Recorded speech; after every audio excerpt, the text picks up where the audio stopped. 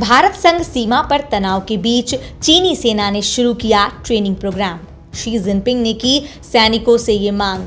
आखिर रूस ने कजाकिस्तान में ऐसा क्या किया कि चीन हुआ हैरान? दोस्तों, आज की हेडलाइन सुनकर तो आप समझ ही गए होंगे कि आखिर हम इस वीडियो में आपको क्या बताने वाले हैं। जी हाँ, आपको हम इस वीडियो में आज बताएंगे कि भारत संग सीमा पर तनाव के बीच जो चीनी सेना ने अपना ट्रेनिंग प्रोग्राम शुरू किया है, उसके तहत शी जिनपिंग अपने सैनिकों से किस चीज की मांग कर रहा है। साथ ही आपको बताने वाले हैं कि आखिर रूस ने कजाकिस्तान में ऐसा क्या कर दिखाया है कि चीन हैरान हो गया है। जी हाँ दोस्तों, आप ये जानते हैं कि 2 सालों से लगभग भारत और चीन के बीच जो तनाव चल रहा है, उसमें रोज नए नए उठापटक और उतार चढ़ाव आते रहते हैं। और आज जो हुआ है ना दोस्तों, जो चीनी सेना ने अपनी ट्रेनिंग प्रोग्राम शुरू की है और शी जिनपिंग ने जो अपने सैनिकों से मांग कर दी है ना दोस्तों, वो जो है वो जानने वाली बात है। और साथ ही रूस कजाकिस्तान में ऐसा कमाल कर दिखा रहा है जिससे चीन हैरान हो गया है। तो दोस्तों, कुल मिला के ये वीडियो बहुत ही इंटरेस्टिंग होने वाली है।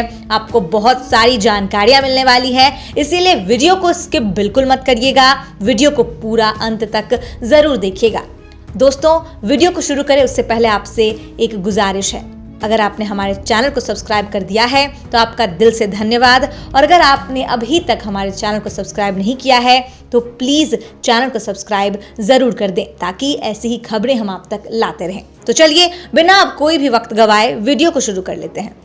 दोस्तों, चीन के राष्ट्रपति और सेंट्रल मिलिट्री कमीशन के चेयरमैन शी जिनपिंग ने 4 जनवरी 2022 को एक मोबिलाइजेशन ऑर्डर पर हस्ताक्षर किए। इसका मकसद सेना के सैनिकों को इकट्ठा करना था। इस तरह people's liberation army training activity की नए साल पर औपचारिक शुरुआत हुई। सीएमसी का इस साल के लिए यह पहला ऑर्डर था। इस ऑर्डर में 206 शब्द थे, जो कि काफी मायने रखते हैं। इससे पिछले साल दिए गए ऑर्डर में 636 शब्द थे। सेंट्रल थिएटर कमांड के 21वें एविएशन ब्रिगेड के ट्रेनिंग एरिया में एक औपचारिक कार्यक्रम का आयोजन किया गया। एविएशन ब्रिगेड के बेस पर मौजूद चीनी सैनिकों और पायलटों की फुटेज सामने आई है, जिसमें उन्हें टाइप 21 विंटर कैम्यूफ्लेज लड़ाकू वर्दी पहने हुए देखा गया है। जी हाँ, आपको बता दें कि चीन के मीडिया ने ऐलान किया कि सैनिक उच्च मनोबल के साथ पूरी तरह से लैस थे। अब दोस्तों, आप समझ जाइए कि वो भारत के लिए अपनी सेना को किस कदर तैयार कर रहे हैं। प्रीमियर मोबिलाइजेशन इवेंट में 30 से अधिक विमानों ने भाग लिया था। इस दौरान हेलीकॉप्टरों ने सटीक फायरिंग की और हवा से हवा में हमला किया। इसके अलावा मानव रहित हवाई वाहनों ने टोही ऑपरेशन को अंजाम दिया। इस ट्रेनिंग में चीन की स्पेशल फोर्स और इलेक्ट्रॉनिक काउंटर मेजर्स जैसी विविध क्षमताओं वाली यूनिट ने भी भाग लिया। दोस्तों, ये दिखाता है कि चीन एक जॉइंट फोर्स भी बनाना चाहता है और भारत के खिलाफ उसे उतारना भी चाहता है। दोस्तों, वही पीएलए की अन्य यूनिट भी खुद के ट्रेनिंग इवेंट का आयोजन कर रही है। इसका उद्देश्य पीएलए के लिए मोबाइल ऑपरेशन और मल्टी डायमेंशनल रक्षा करना है, यानी कि हर तरीके से पीएलए को जो है वो सुरक्षा प्रदान करना। चीन के स्वामित्व वाली मीडिया रिपोर्ट्स में दावा किया गया है कि हाल के सालों में स्पेशल ऑपरेशन यूनिट्स लंबी दूरी की मारक क्षमता और सेना के उड्डयन में कई गुना वृद्धि हुई है। अधिक यूएवी और हेलीकॉप्टरों का भी इस्तेमाल किया जा रहा है। जिनपिंग ने अपने आदेश में जोर देकर कहा कि पीएलए को टेक्नोलॉजी, युद्ध और प्रतिद्वंदियों के विकास पर बारीकी से नजर रखनी चाहिए। इसके अलावा लड़ाकू अभियानों के साथ ट्रेनिंग के बेहतर ढंग से संयोजित करने के प्रयास दोगुना करना चाहिए। दोस्तों, अब आपको हम बताने जा रहे हैं कि आखिर चीनी राष्ट्रपति शी जिनपिंग ने सैनिकों से क्या मांग की है। दोस्तों, चीनी राष्ट्रपति ने मांग की है कि सभी अधिकारियों और सैनिकों को ना तो मृत्यु और ना ही कठिनाई से डरने की भावना को बनाए रखना चाहिए। सैनिकों को अपनी कमांडिंग और लड़ने की क्षमताओं को बढ़ावा देने और उत्कृष्ट आचरण को बढ़ावा देने के लिए अच्छी तरह से डिजाइन और सुरक्षित तरीके से ट्रेनिंग आयोजित करना चाहिए।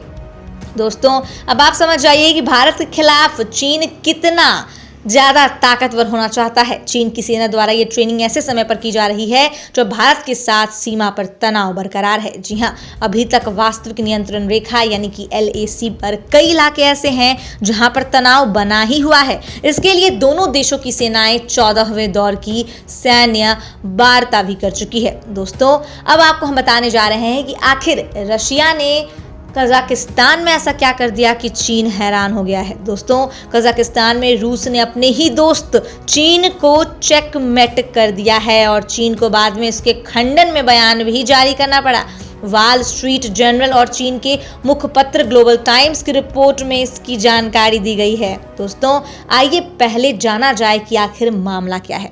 दरअसल दोस्तों, रूस ने पिछले 7 दिनों में साबित कर दिया है कि वो मध्य एशिया की राजनीति का सबसे बड़ा प्लेयर है। भले ही रूस की जीडीपी अमेरिका और चीन के मुकाबले कम हो, लेकिन उसकी सेना की पकड़ मध्य एशिया में काफी मजबूत है। रूस ने महज 48 घंटों में अपनी सेना को कजाकिस्तान में पहुंचा दिया। वहीं चीन उसके 48 घंटे बाद कजाकिस्तान के राष्ट्रपति कासिम जोमार्ट तोकायेव से बात कर पाया। रूस ने फौज से अधिकतर वो सैनिक भेजे जो वहां की स्थानीय भाषा बोल सकते हैं, यानी कि दोस्तों, रूस की फुल प्रूफ तैयारी थी। ये काम चीन की फौज नहीं कर सकती है। 1991 तक कजाकिस्तान सोवियत यूनियन का हिस्सा था, इसीलिए रूस वहां के सिस्टम को बहुत अच्छी तरह से समझता है।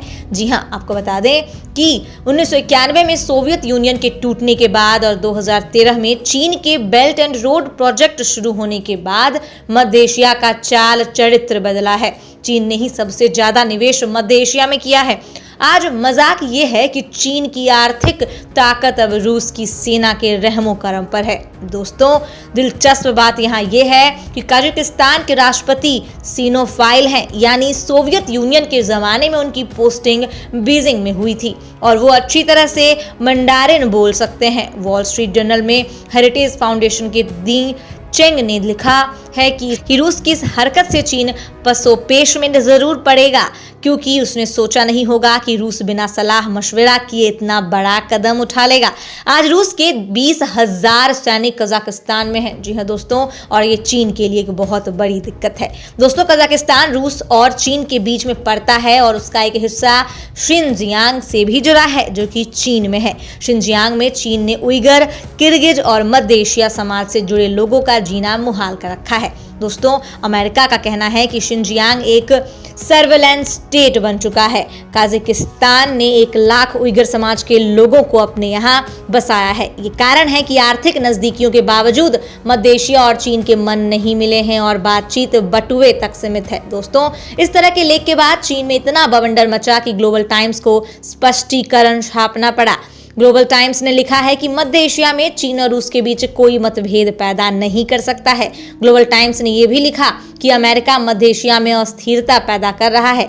ध्यान से देखें तो कजाकिस्तान, रूस और चीन के कई सारे मल्टीलेटरल फोरम्स हैं, जैसे कि शंघाई कोऑपरेशन ऑर्गेनाइजेशन और EU, लेकिन ये फौजी फोरम नहीं है। दोस्तों, अब आपको हम बता देना चाहते हैं कि सच तो ये है कि रूस के तेज तर्रा रवैये से इस बार चीन भी हतप्रभ है।